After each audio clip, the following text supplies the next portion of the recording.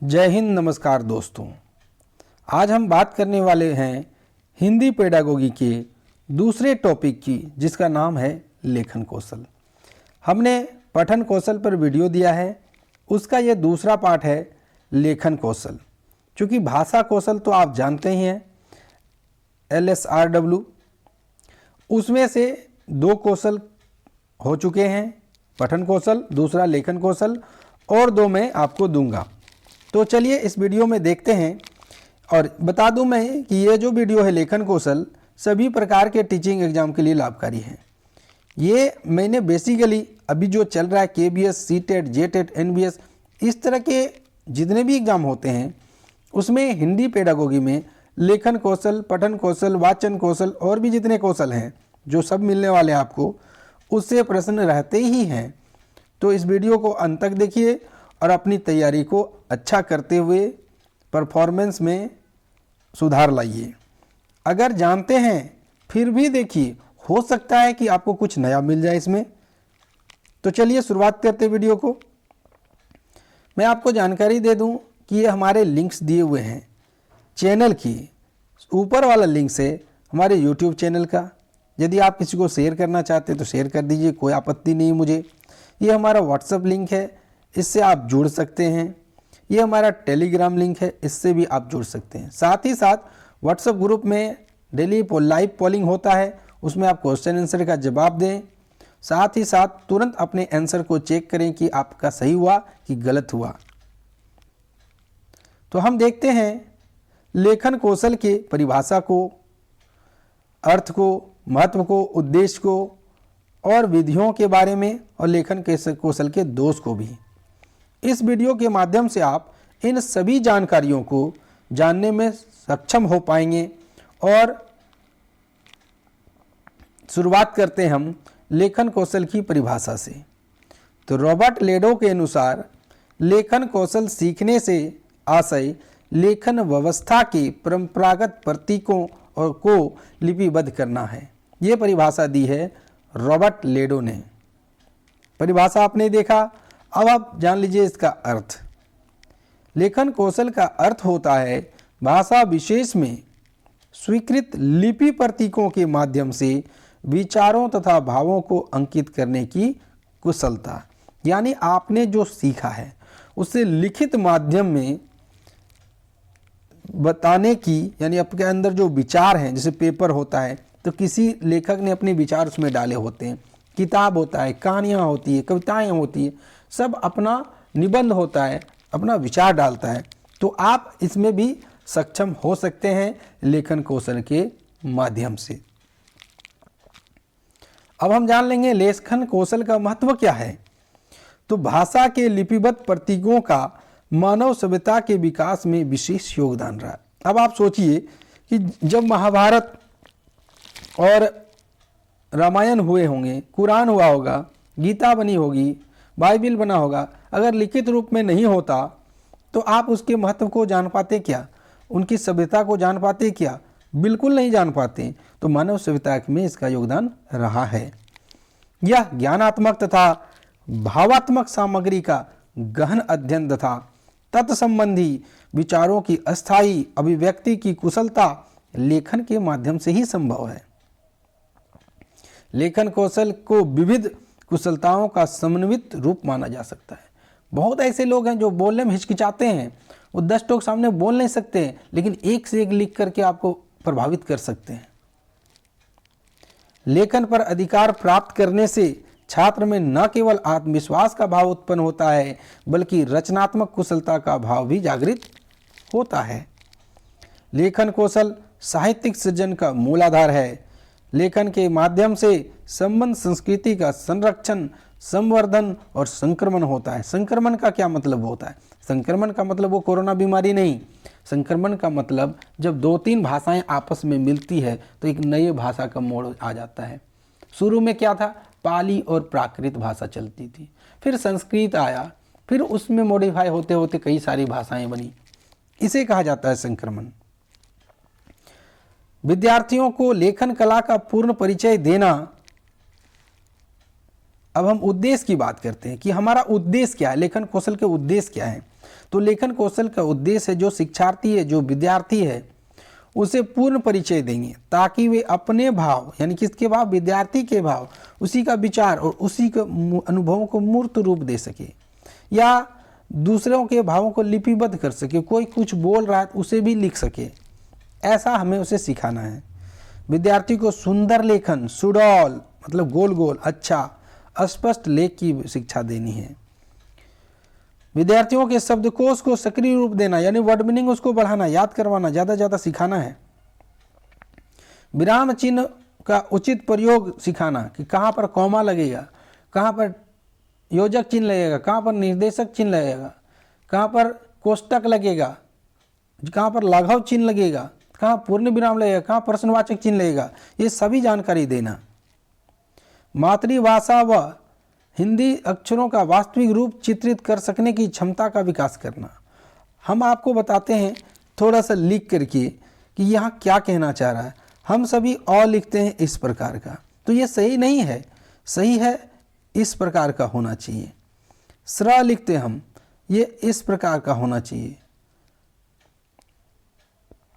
हम लिखते हैं सृजन, तो सृजन इस प्रकार का होना चाहिए, सृजन, सृजन।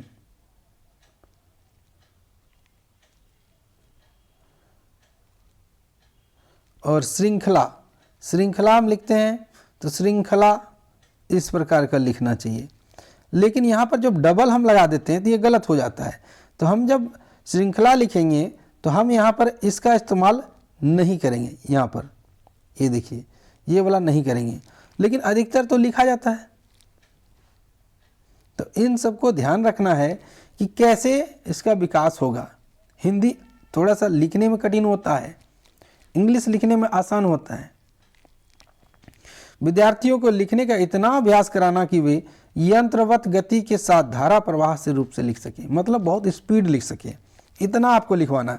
इसी उद्देश्य से छोटी कक्षाओं में राइटिंग लिखवाए जाते हैं। लिखना बोलता है घर से लिख के लाना एक पन्ना, सुंदर सुंदर सुलेख लिखवाए जाते हैं। विद्यार्थियों को अपने विचारों तथा अनुभवों को अनुच्छेद में बांटकर लिखने का अभ्यास करवाना। अब लेखन कौशल के गुण देखेंगे। तो लेखन सुंदर, स्पष्ट एवं सुडौल होना चाहिए। उसमें प्रभावशीलता एवं क्रमबद्धता होनी चाहिए, कड़ी होती है, जैसे तैसे उल्टा पुल्टा करके नहीं लिख सकते। शिक्षण सामग्री उपयुक्त अनुच्छेदों में विभाजित हो। भाषा एवं शैली में प्रभाव उत्पादकता हो। भाषा व्याकरण सम्मत हो, यानी भाषा जो होनी चाहिए व्याकरण के हिसाब से होनी चाहिए। अभिव्यक्ति संक्षिप्त, स्पष्ट और प्रभाव उत्पादक हो, यानी जो आप बताना चाह रहे हैं उस शॉर्टकट में होना चाहिए। साफ साफ क्या करना चाह रहे हैं वो लंबा चौड़ा कहानी नहीं लिखना है, और प्रभाव डालनी चाहिए। ये होगा अच्छे लेखन का कौशल। लेखन कौशल, लेखन शिक्षण के लिए आवश्यक बातें। तो हम देखेंगे कि लेखन शिक्षक होगा कैसे।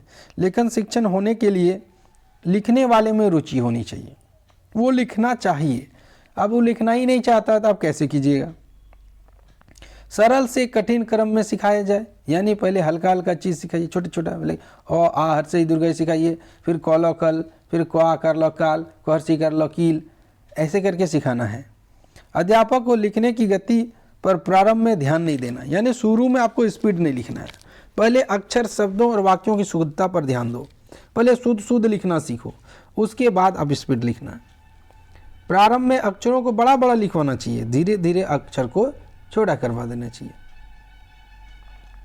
अगला देखते हैं, बालक के मन में लिखने के प्रति उदासीनता नहीं होनी चाहिए। मतलब अरे लिखेंगे लिखेंगे, छोड़ो ना, बोल रहा है नहीं लिखें नहीं लिखें, ऐसे नहीं होनी चाहिए, उसको निकालना होगा। लिखना सिखाते समय बालक की व्यक्तिगत विभिन्नताओं पर भी ध्यान देना होगा। मान लीजिए कोई बच्चा है जो शारीरिक रूप से अक्षम है, उसे दिक्कत हो रही, आप कहीं फटाफट बोलने जा रहे हैं, थोड़ा आपको भी सक्षम रखना है। ये देखना है कि बहुत स्पीड ना बोल दे। हो सकता है कोई बच्चा लिख लिया, कोई बच्चा छूट गया, तो आपको बीच में एक बार रिपीट भी कर देना है, 2 बार रिपीट कर देना है, पूछ लेना लिखा, कहेगा हाँ, तब आगे बढ़ना है। लेखन कार्य पढ़े हुए अंश से सिखाया जाना चाहिए, क्योंकि बालक पढ़ी हुई बातों को आसानी से, मतलब यदि आप उसको सुलेख लिखवाना चाह रहे हैं, सुरती लेख लिखवा रहे हैं, तो वो उसी चैप्टर का लिखवाए जिसको वो बच्चा पढ़ चुका है। ऐसे में वो आसानी से लिख पाएगा। लेखन शिक्षण के प्रकार, तो लेखन शिक्षण के 3 प्रकार होते हैं। सुलेख, जिसको सुंदर लेख कहते हैं, सुंदर सुंदर लिखना सुलेख हो गया। अनुलेख, आदर्श लिखाई का हूबहू। हम लोग क्या करते हैं, बच्चे को ABCD सिखाते तो पहले ABCDEF एक लाइन में लिख देते हैं, फिर बच्चे उसको लाइन देख देख करके कौन लाइन में क्या देख देख करके लिखना सीखते हैं, ये अनुलेख हुआ। श्रुतलेख क्या हुआ, सुनी हुई बातों को सुन करके शुद्ध शुद्ध लिखना। ये थे लेखन के प्रकार। अब लेखन कौशल की बहुत सारी विधियां हैं जो एग्जाम की दृष्टि से इंपॉर्टेंट है, उसको मैंने यहाँ लिया है। पहला है अनुकरण विधि, दूसरा है रचनात्मक विधि जो पेस्टागोलॉजी ने दिया था, मॉन्टेसरी विधि, और चौथा है संश्लेषण विधि। अनुकरण विधि को देख लेते हैं। तो अनुकरण मतलब नकल करके।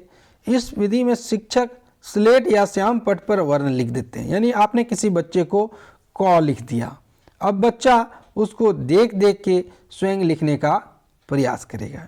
या अब हम करेंगे क्या, पहली पंक्ति में लिख देंगे जैसे हमने अभी थोड़ा देर पहले बताया, और उसको देख करके बाकी पंक्तियों में आपको लिखना है।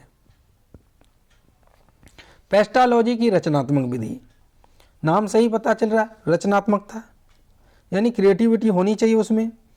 तो जो भी आप लिखवा रहे हैं, जो भी वो लिख रहा है, छोटे छोटे भागों में लिखना है, यानी बहुत लंबे लंबे शुरुआत में वाक्य नहीं लिखने हैं, छोटे छोटे लिखना है। फिर उसमें विराम चिन्हों का प्रयोग सीखना है। विराम चिन्ह के बारे में अभी हमने थोड़ा देर बताया पहले। कठिनाइयों के क्रम अनुसार वर्णों का वर्गीकरण होना चाहिए, यानी पहले हल्के हल्के प्रश्न लिखने, जैसे स्र है, अक्ष है, त्र है, तो ये जो भारी भारी वर्ण है उसको बाद में लिखाना है, पहले हल्का हल्का लिख लीजिए, जैसे क, ख, ग, घ। फिर विभिन्न आकृतियों का वर्ण बनाने के लिए एकीकरण। अब आपको कुछ करना है, कुछ बनाना है, तो वर्णों को जोड़ना पड़ेगा, जमा करना पड़ेगा। जैसे कलम लिखना है तो क जोड़ ल जोड़ म बराबर क ल म। रचनात्मक विधि 3 क्रियाओं पर आधारित होती है। पहला है पृथक्करण। पृथक्करण मतलब पहले छोटे छोटे तब बड़े बड़े। फिर वर्गीकरण, यानी आपको ये करना होगा, छांटना होगा कि क्रम के अनुसार, जैसे पहले अ आ, तब जा कर के क ख, उसमें भी पहले हल्के हल्के फिर बाद में भारी भारी। फिर यहाँ पर है रचनात्मक का तीसरा जो है एकीकरण, उसमें क्या करना होगा, सबको जोड़ के जो जरूरी है उससे कुछ बनाना, कोई शब्द बना देना या कुछ और भी बना देना। ठीक है। मॉन्टेसरी विधि, यह विधि मॉन्टेसरी की एक मौलिक देन है। इसके लिए बालक को लकड़ी या गत्ते से बने अक्षरों पर अंगुली फेरने को कहा जाता है, यानी उसमें क अगर लिखा है तो गड्ढा जैसा क रहता है, उसमें उंगली घुमाइए, बार बार उंगली घुमाइए। जब उंगली बैठ जाती है, उसमें बार बार लिखने का प्रयास हो जाता है, तब फिर वही अक्षर को स्लेट में दे दिया जाता है। अब पेंसिल घुमाओ, जब उसमें भी हो जाता है तो कॉपी में दे दिया जाता है, अब कॉपी में घुमाओ, इसके बाद देख देख के लिखो। यह एक रोचक विधि है। जैसे कि मैं बता दूं आपको, शुरू में जब टाइपिंग सिखाई जाती थी तो डब्बा देता था, उसमें की होते थे ASDF ASDF ASDF, करते रहिए। जब आपका ASDF में हाथ बैठ गया तब आपको टाइप मशीन पर बिठाया जाता था। वही बात कह रहा था मैं। संश्लेषण विधि, संश्लेषण में क्या होता है, उसमें भी एक जगह करने की प्रवृत्ति पाई जाती है। विश्लेषण में जो भी चीज़ दिया होता है समस्या, उसको तोड़ तोड़ करके हल किया जाता है, फिर एक जगह जमा करके जब हम किस चीज़ के बारे में बताते हैं तो वो संश्लेषण हो जाता है। इसके लिए सबसे पहले वर्ण, फिर शब्द और अंत में वाक्य सिखाए जाते हैं। चित्राक्षर विधि द्वारा उस वस्तु का नाम वर्ण से आरंभ होता है और उसके साथ, उसके चित्र के साथ संबंध स्थापित करते हुए विश्लेषण करते हैं। जैसे एक आम बना हुआ है, उसके नीचे लिखा है आ, और फिर बगल में लिखा आमो आम। तो हमने क्या किया, एक चित्र था, आ किए, फिर उसको जोड़ के आम कर दिए, तो ये हो गया संश्लेषण। अ से अमरूद, आ से आम, उसमें चित्र होने चाहिए। लेखन शिक्षण प्रारंभ करने की दृष्टि से संश्लेषण विधि सर्वश्रेष्ठ विधि है। यानी भले बच्चे लिखावट ना समझे हों, लेकिन चित्र को जरूर समझेंगे। अब लेखन कार्य का मूल्यांकन कैसे करना ये देख लेते हैं। तो हमें ये देखना है कि विद्यार्थी या शिक्षार्थी व्यंजन, मात्रा, संयुक्त अक्षर व शब्दों को देखकर लिख सकता है कि नहीं। दूसरा है, क्या शिक्षार्थी स्वर, व्यंजन, मात्रा, संयुक्ताक्षर, शब्द और वाक्य आदि का सुरती लेख लिख सकता है कि नहीं। क्या शिक्षार्थी सुपाठ्य लेख लिख सकता है कि नहीं। जो आसान पढ़ने वाली चीज़ें हैं उसको पढ़ ले पहले और फिर लिख सकता है कि नहीं वो। क्या शिक्षार्थी उचित गति के साथ लिख सकता है कि नहीं। ये सब हमें मूल्यांकन में ध्यान देना है। और क्या देना है, क्या शिक्षार्थी उचित वाक्य विन्यास करते हुए लिख सकता है कि नहीं। वाक्य विन्यास का मतलब क्या हुआ, संज्ञा, सर्वनाम, क्रिया विशेषण, तो जो जहाँ पर आने चाहिए। जैसे हिंदी फॉर्मेट क्या है, कर्ता, क्रिया, कर्ता, कर्म, क्रिया, और इंग्लिश में क्या होता है, सब्जेक्ट, वर्ब, ऑब्जेक्ट। इस तरह वो बैठा के लिख सकता है कि नहीं। नेक्स्ट है, क्या शिक्षार्थी शुद्ध वर्तनी के साथ लिख सकता है नहीं, मतलब शुद्ध शुद्ध लिखता है कि नहीं, कहीं गलत तो नहीं लिखता है। क्या शिक्षार्थी शुद्ध विराम चिन्हों का प्रयोग कर सकता है कि नहीं। क्या शिक्षार्थी यथोचित अनुच्छेदों का निर्माण करते हुए लिख सकता है कि नहीं, अपने से कुछ। जैसे हमने कहा गाय पर लेख लिखो, क्या वो लिख सकता है कि नहीं। क्या शिक्षार्थी प्रसंग अनुकूल शब्दों, मुहावरों तथा लोकोक्तियों का प्रयोग कर सकता है कि नहीं। क्या शिक्षार्थी विचारों को क्रमबद्ध रूप से लिखकर व्यक्त कर सकता है कि नहीं।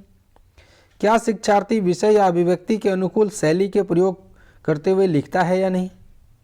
क्या वह सृजनात्मक और रचनात्मक लेखन कर सकता है। ये सब हमें, जब हम उसका मूल्यांकन करेंगे तो हमें ये सब बातों को दिमाग में रखना है। अब हम बात करेंगे लेखन दोष के कारण। लिखने में जो दोष हो जाता है, त्रुटियां आती है, उसके क्या कारण है। तो पहला कारण है व्यक्तिगत कारण। कई बार लेखन दोष कुछ व्यक्तिगत कारणों से होता है। यदि किसी बच्चे का मानसिक स्वास्थ्य ठीक ना हो, वह लिखना कुछ और चाहता है लेकिन लिख कुछ और बैठता है। बच्चे का शारीरिक दोष भी उसे लेखन दोष का कारण बन सकता है। स्वभावगत कारण, कुछ बच्चे लेखन में लापरवाही बरतते हैं, वो ध्यान नहीं देते हैं, वे लेखन के प्रति उदासीन होते हैं, उपेक्षा का भाव रखते हैं। बार बार अशुद्धियों पर ध्यान दिलाने पर भी वह सुधारने की ओर कोई प्रयास नहीं करते हैं। वे एक ही शब्द को एक ही पृष्ठ पर बार बार शुद्ध तो दूसरी पृष्ठ पर अशुद्ध लिख देते हैं, यानी कहीं सही लिखा तो कहीं गलत लिख दिया। अर्थात इस प्रकार के छात्र लापरवाह स्वभाव के कारण अशुद्धियों को गंभीरता से नहीं लेते हैं। तीसरा है व्याकरणिक कारण। लेखन में कुछ अशुद्धियों का कारण व्याकरण का अधूरा ज्ञान होता है। कहीं लिंग संबंधित अशुद्धि होती, जैसे नाक, दही, पतंग आदि शब्दों में लिंगों का प्रयोग छात्र प्रायः गलत करते हैं। जैसे दही खट्टी बोल देगा जबकि दही खट्टा होता है। तथा कहीं वचन संबंधी गलतियां होती है। तो ये थे लेखन कौशल के बारे में वीडियो, जो हमने इम्पोर्टेंट जानकारी दी। अब मैं मिलूँगा आपको भाषा कौशल के जो बच गए हैं। जैसे कि हमने पठन कौशल दे दिया, हमने लेखन कौशल दे दिया, अब श्रवण कौशल पर मैं अगला वीडियो लाऊंगा। तब तक आप लोग ज़्यादा से ज़्यादा शेयर कर दीजिएगा, चैनल को सब्सक्राइब कर लीजिएगा, और अगर कमेंट नहीं करते हैं तो कमेंट करने की आदत डालिए। हम सबके कमेंट को पढ़ते हैं। जब आप कमेंट करते हैं ना, तो हमारे बीच एक जुड़ाव हो जाता है। और ज़्यादा शेयर कर दीजिए, ठीक है। तब तक के लिए धन्यवाद, मिलते हैं अगले वीडियो में।